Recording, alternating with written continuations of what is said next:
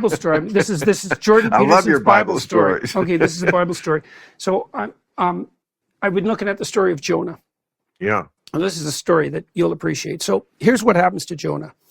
He's just minding his own business. And then the voice of God comes to him, and the voice says, you have to go to this city, Nineveh, because everybody in Nineveh is like, they've strayed off the path, and I'm thinking about wiping them out. But you could maybe go there and tell them like how foolish they are, and they'll straighten up, and then I won't have to destroy the city. And Jonah thinks, there's no goddamn way I'm going to do that. First of all, Nineveh is a city of his enemies. Babylonia. It's a city that he's not allied with, and so he thinks, well, you guys can go to hell in a handbasket, and if God wipes you out, that's perfectly fine with me. Right. And then he also thinks, like any wise man would, it's like, I see, this is the task you have for me. It's like, there's 150,000 people there. I'm a foreigner. I'm going to go there and tell them how they're misbehaving, and that's going to work out well for me. So he thinks, to hell with that, like any sensible person would. And he doesn't say what he has to say, right? So then he hops on a boat and he gets the hell out of there. Well, it turns out that God's not very happy if you're informed that you have something to say and then you don't say it. So the storms come and the waves rise, and now the ship's in danger. Okay, so what does that mean? Got in the whale. Yes, that's right. It means that if you don't say what you have to say when you're called upon to say it, you'll put the whole damn ship at risk. Now the soldiers figure this out, or the sailors, they figure out, there must be someone on the boat that like isn't right with God, and that's why we're in danger of being swamped. So they will go and ask everybody, and Jonah, to his credit, says, yeah, it's me. You know, I had the voice of conscience made itself manifest to me. I had a task to do. I refused it. I'm screwing things up. And the sailors actually try to save him, but it doesn't work, so they throw him overboard. Now you think, okay, Jonah's got what he deserves because he shut the hell up when he had something to say, and now he's going to die. And you think that's pretty damn rough. And partly what that means is, if you hold your tongue when you have something to say, then you're going to put the ship at risk, and you'll be lucky if you don't die. All right, but that's not enough. That's not nearly enough, because that isn't all that happens if you don't say what you're called upon to say. So the next thing that happens is Jonah's drowning away. That's about as bad as it gets. And then this creature from hell itself comes up from the bottom of the abyss and takes him down. And so now he's in hell for 3 days. And so that's the next part of the story, which is that if you're called upon to say what you have to say and you refuse it, like, you'll end up in a place where you wish you were dead. Wait, not the whale? Yeah, it's the whale. Oh, okay. But it's the same thing. Like, that in the story, the whale is described as hell. It's exactly the same idea. In Religulous, the guy who was arguing with... When we launched our small business on Amazon, we didn't even have an office. Amazon shipping and logistics helped us scale up and make some noise. The Christmas season means you're... with me, and he said, this point was very important to him. He said, the Bible does not say whale, it says big fish. Okay, well, now it makes perfect sense. Yeah, well, it's the thing. Well, what it is, it's a representation of the thing that dwells in the dark. It's so interesting that you see the lessons in these, and I just always read these things as like super fucking stupid from the Bronze Age, you know. And obviously, they were telling people something. I mean, whoever wrote this had a message in mind. Well, they were trying to figure out, by telling stories, how the state itself got corrupted. And this is one of those stories. So the story is, here's how the state gets corrupted.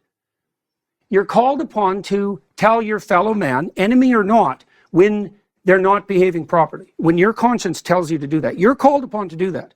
If you don't do that, the whole ship will start to rock. But do you think the ancients who were reading this at the time, and they read the story about he gets swallowed by the big fish or the whale, you think they got this message? They were like, yeah, but what this really means is when you're called upon, excuse me, I'm talking, when you're called upon, then you step up and do it. No, I would say it's a step, and it's a dreamlike step in the developing of understanding.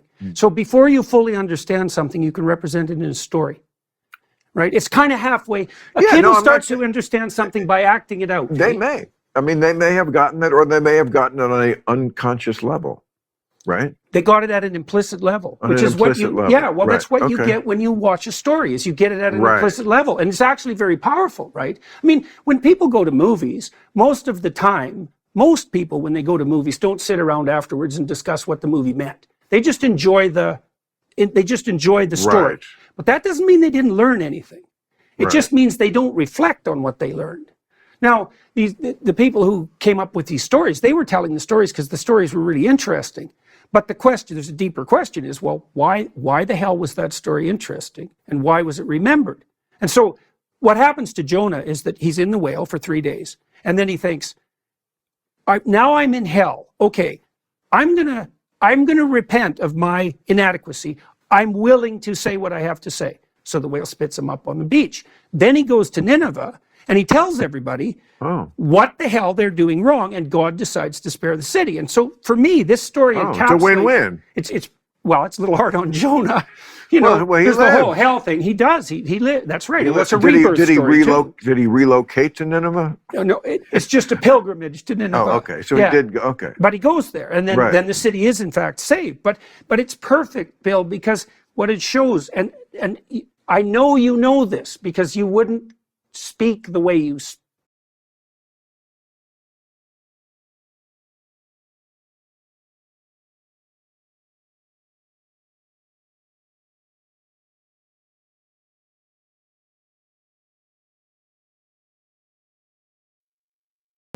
I know you know this because you wouldn't speak the way you speak. And this is true of comedians in general. You know that you have a moral obligation, like a deep and profound moral obligation, I do. to say what you have to say. And, You're right. Well, then you might say, well, what would happen if people didn't say that? Well, that's the story of Sodom and Gomorrah. If there isn't anyone who's left who is good and will tell the truth, then the whole city disappears. And the same thing happens in the story of Jonah. So It turns to hell. Everything turns to hell if you don't say what you have to say. where is North America now on this scale of like how many? Well, you tell me. I mean- you tell me. What do you see in Hollywood? How terrified are people of telling their yes. truthful stories now?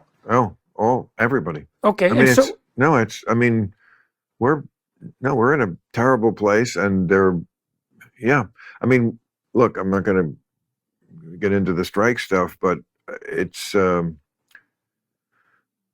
rough not being able to put a voice out there. And I'm not just talking about mine, but our show is one of the few places where you would see people of differing viewpoints. Mhm. Instead of, you watch Fox News, you watch MSNBC, you know exactly what they're going to say. Well, you know what the question is.